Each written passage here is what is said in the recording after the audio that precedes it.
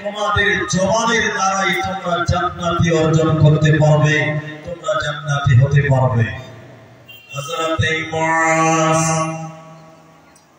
হযরতে মুআজ বিন জাবাল রাদিয়াল্লাহু তাআলা আনহু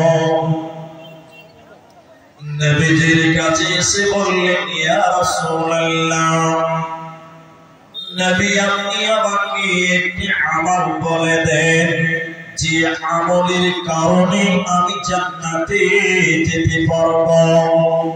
নবী আপনি আমাকে একটি আমল বলে দেন যে আমলের কারণে আমি জাহান্নাম থেকে বাঁচতে পারব, যে আমল করলে আমি জাহান্নামে যাব না।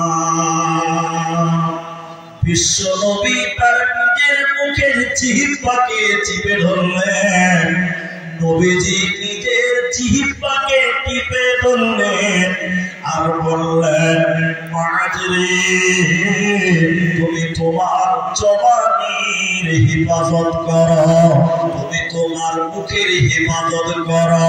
এই জবান দিয়ে মানুষকে কষ্ট দেবে না, এই জবান দিয়ে মানুষকে গালি দেবে না, এই জবান দিয়ে মানুষকে নরম সুরে কথা বলবে, মানুষকে দুঃখ দিবে না, আঘাত করবে না। এই জবান তোমাকে জান্নাতে নিয়ে যাবে, তোমার কোনো চিন্তা রবে না, রবে না, রবে না। জন্য মুসলমান মানুষের সঙ্গে কিভাবে কথা বলবে, নরম সুরে কথা বলতে হবে। কারণ যা কিছু আপনি বলেন, যা কিছু মুখ দিয়ে বের করেন, বের করে ফেলে দিলাম, ঝামেলা মিটে গেল না, না, না। আল্লাহ তাবারাকা ওয়া তাআলা বলেন, মা ইয়ালফিদু মিন কওলিন ইল্লা লাদাইহি রাকীবুন আতীদ।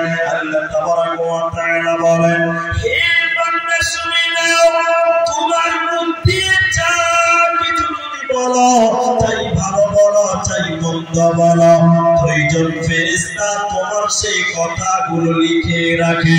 শুধু তাই নয়, তোমার কথাগুলো রেকর্ড করে রাখে। অতএব তুমি যদি কাউকে কষ্ট দাও, নিন্দা করো, গালি দাও, এই গালিটা আল্লাহর ফেরেশতারা রেকর্ড করে রাখে। তোমার কথাটা কল লিস্টে রেকর্ড করে রাখে। কিয়ামতের দিন এই গালিটা তোমাকে শোনানো হবে আর তোমাকে বিনিময়ে জাহান্নাম যেতে হবে। তোমার বাঁচার উপায় রবে না, রবে না, রবে না। অতএব মানুষের সঙ্গে বিনয়ের সঙ্গে কথা বলো, জবানের দ্বারা কষ্ট দেবে না।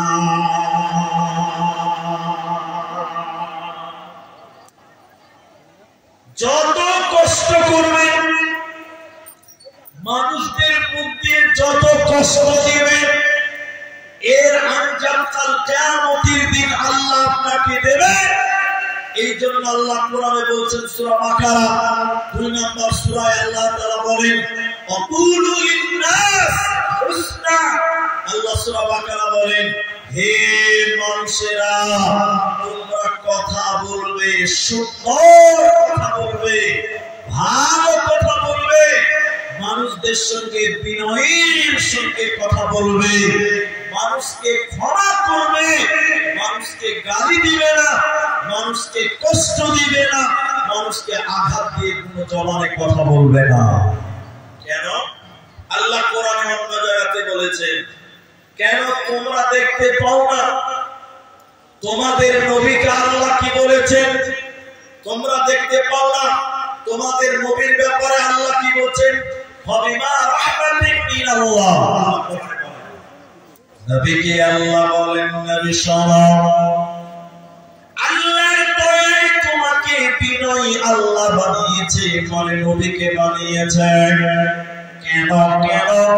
নবীজি মানুষকে ক্ষমা করতে ভালোবাসতেন, নবীজি প্রতিশোধ নিতেন না, নবীজির ব্যবহার মানুষকে মাফ করা শিখিয়েছেন। আল্লাহ বলেন, হে নবী, আল্লাহ আমার দয়ায় তুমি অনুগ্রহ হয়েছ, মানুষদের প্রতি তুমি দয়া করেছ, তুমি শব্দ হবে, লোকেরা তোমার সঙ্গী হতো না, সাহাবীরা তোমার সাথী হতো না, তারা তোমাকে ত্যাগ করতো, তোমাকে ছেড়ে দিত। নবী তুমি মরো, আমি আল্লাহর দয়াতে অতীত নবীর উম্মতের দল তোমরাও নরক হয়ে যাও, মানুষকে মাফ করতে শিখে নাও, মানুষের উপরে প্রতিশোধ নেবে না। ইতিহাস আপনাদের সামনে তুলে বিশ্ব নবীর চাচা মারা গেলেন, শুধু তাই নয়, ওই বছরে নবীজির বিবি খাদিজা মারা গেল, একই বছরে নবীজির চাচা মারা গেল, শুধু তাই নয়, নবীর বিবি খাদিজা মারা গেল। ওই বছরটাকে কষ্টের বছর বলা হয়। মক্কার মুশরিকেরা নবীজিকে আরো অত্যাচার করছে, আরো নির্মমভাবে অত্যাচার করে। নবীজির নিজের জায়গা থেকে প্রায় ৮০ কিলোমিটার দূরে চলে গেল।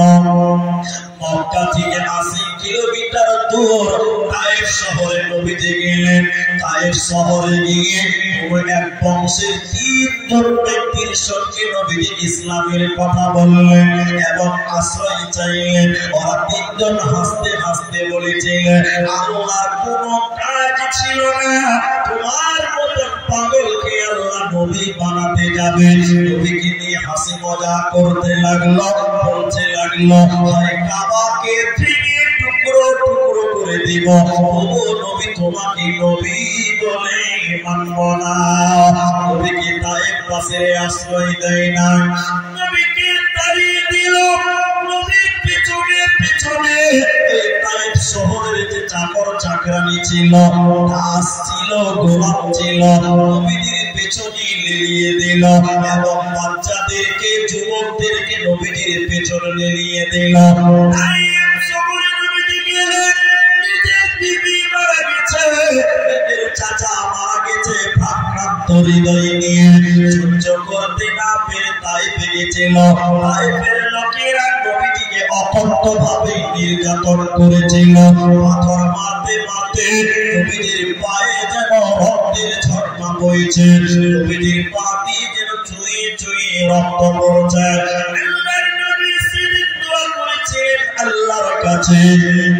সঙ্গে সঙ্গে ফেরেশতারা এসে বলেছিল, পাহাড়ের ফেরেশতাও এসেছিল, এসে বলেছিলেন, ইয়া রাসূলুল্লাহ, নবী আপনি যদি চান এই ২ দিকের পাহাড়কে নামিয়ে দিয়ে এই তায়েফ শহরটাকে একদম ধূলিসাৎ করে দেব। তুমি যদি বলো আল্লাহর আদেশে পাহাড়গুলো তায়েফবাসীর উপরে নামিয়ে দেব আর পাহাড়ের পাথর দিয়ে এই তায়েফ শহরটাকে দাবিয়ে দিব, ধ্বংস করে দেব। নবীজি কত উদাসীন, নবীজি কতটা দয়ালু ছিলেন, নবীজির মানবিকতা কতটা ছিলেন, নবীজির ব্যবহার কতটা সুন্দর ছিল। নবীজি বললেন, ওরে ফেরেশতা মণ্ডলী শোনো, না না না, এই পাহাড় দিয়ে তায়েফকে ধ্বংস করতে হবে না। আমার আল্লাহর প্রতি বড় আশা আছে, এদের পূর্ববর্তী কে, এদের পরবর্তী কে আল্লাহকে আল্লাহ বলে মেনে নেবে, আমি নবীকে নবী বলে মেনে নেবে এবং আল্লাহর ইবাদত করবে। অতএব আমি তাদের ক্ষমা করে দিলাম, আমি প্রতিশোধ নিতে পারি না, পারি না, পারি না। অতএব মানুষদেরকে দয়া করো, মানুষদের সঙ্গে ভালো ব্যবহার করো। তুমি যদি জবানের মাধ্যমে মানুষকে কষ্ট দাও, জান্নাত হবে না, পাবে না, পাবে না। যেই হোক না কেন, জবান দিয়ে মিষ্টি কথা বলো, সুন্দর কথা বলো, ভালো ব্যবহার করো। এখন সমাজে কিছু দুশ্চরিত্র পুরুষ আছে, দুশ্চরিত্র, চরিত্র ভালো নয়, সারাদিন বাইরে থাকবে আর যখন বাড়িতে আসবে দেখবেন বউর সঙ্গে খালি ঘেটার ম্যাচার ঘেটার ম্যাচার ঘেটার ম্যাচার করে। এরকম পুরুষ ভালো আছে না? এদিকে মনে হয় না, তাই? সারাদিন মাথায় কাটে বিন্দাস কথা বলছে, কোন টেনশন নেই। আর যত রাত বাড়িতে আসার পর বউ যদি একটা উল্টা কথা বলে একদম গুষ্টি গালাগালি করে করে না আছে না এদিকে নাই আল্লাহ এটা লোক ব্যবসাতে কাজ করছে বা দোকানে কাজ করছে ওর স্ত্রী ফোন করেছে হ্যালো ফোন ধরে বলছে ফোন করার কোনো টাইম টেবিল নাই জানো না দোকানে আছি ফোন রাখো আর স্ত্রী ফোন করেছে কোনো কাজে ফোন ধরে বলছে খান্ড কেন নাই দোকানে আছে ফোন করছে ভালো সঙ্গে সঙ্গে স্ত্রী ফোন করে দিয়েছে একটু পরে বেশি লয় অল্প টাইম পরে খালা তো ফোন করে দিয়েছে হ্যাঁ বলো কি খবর তো মিষ্টি করে নরম করে কথা বলে এরকম দুশ্চরিত্র পুরুষ কি বলছেন না কথা বলে না জবানের দ্বারাই পরিবারকে কষ্ট দেয় জবানের দ্বারাই পরিবারের লোকদেরকে কষ্ট দেয় অথচ রাসূলুল্লাহ বলছেন তোমরা জবানকে হেফাজত করো কষ্ট দিয়ে না মুখের দ্বারা দেখুন হাদিস আপনাকে শুনুন নবীজি বললেন এদিকে নবীজি বললেন দুই ঠোঁটের মাঝখান আচ্ছা আপনারা এদিকে দেখেন দুই ঠোঁটের মধ্যে কি আছে জিহ্বা দুই ঠোঁটের মাঝখানে কি আছে জবান জিহ্বা মুখ দুই পায়ের মাঝখান লজ্জাস্থান দুই পায়ের মধ্যস্থল লজ্জাস্থান আর দুই ঠোঁটের মাঝখানে নাম জবান নবীজি বললেন কোন মানুষ যদি তার জবান এবং দুই পায়ের মাঝখান লজ্জাস্থান এই দুটির হেফাজতের দায়িত্ব নেয় আমি বিশ্বনবী তার জন্য জান্নাতের দায়িত্ব নিলাম সুবহানাল্লাহ এজন্য মুখ জবান দিয়ে ভালো কথা বলে মিষ্টি কথা বলে জবানে যা ইচ্ছা আপনি বলতে পারেন না যা ইচ্ছা আপনি করতে পারেন না জবান দিয়ে ভালো কথা বলতে হবে ভালো আচরণ করতে হবে নবীজি সাল্লাল্লাহু আলাইহি সাল্লামের পরে বলেন এই হাদিসটা যদি শুনেন কিছু একটু জ্ঞান আপনার পারবে যখন আদম সন্তানের সকাল হয় যখন সকাল শুরু হয় মানুষের শরীরের অঙ্গ প্রত্যঙ্গ জবানের কাছে নত হয় মানুষের হাত মানুষের জবানের কাছে নত হয় মানুষের পা মানুষের জবানের কাছে নত হয় এক কথায় অঙ্গ প্রত্যঙ্গ জবানের কাছে প্রত্যেকদিন নত হয়ে বলে হে জবান হে জিহ্বা তুমি আমাদের কারণে আল্লাহকে ভয় করো তুমি আমাদের কারণে আল্লাহকে ভয় করো কেন কেন কেন তুমি যদি সহি সালামতে চলো তাহলে আমরা তোমার উপরে নির্ভরশীল আমরা সহি সালামতে চলতে পারবো হে জবান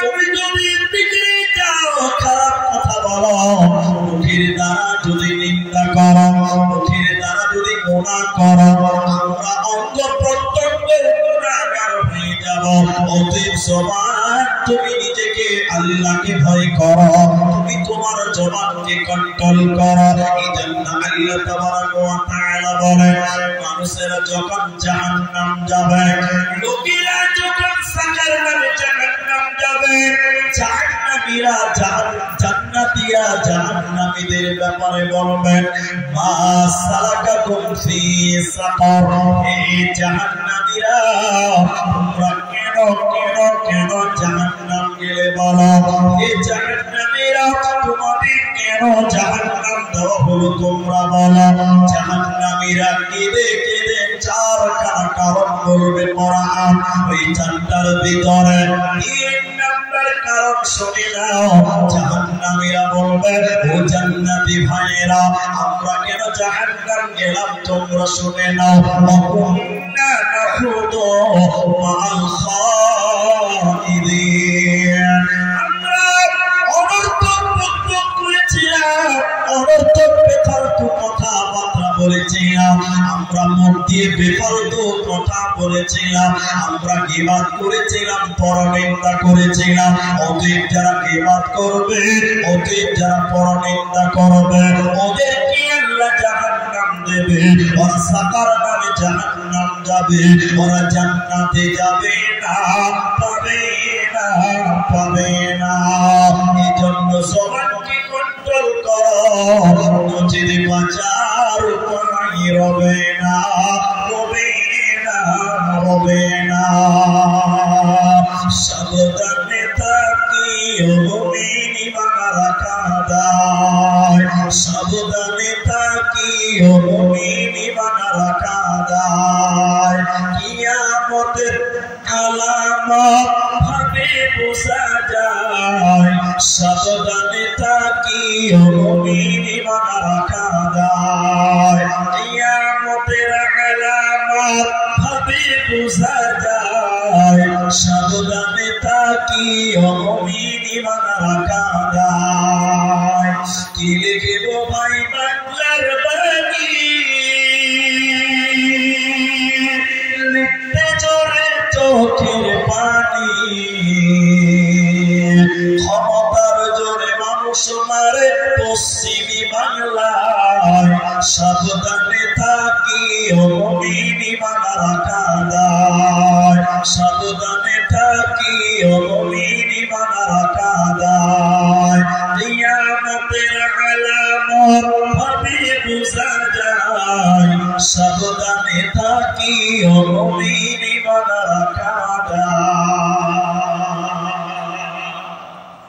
এই জন্য এতক্ষণ সৎ চরিত্র ব্যাপারে বলতে গিয়ে শুধু আলোচনা করলাম যে জিহ্বাটাকে কন্ট্রোল করেন, জবানটাকে কন্ট্রোল করেন, মুখকে সামনে এলেন, কারণ এই মুখ মানুষকে জাহান্নামের দিকে নিয়ে যায়।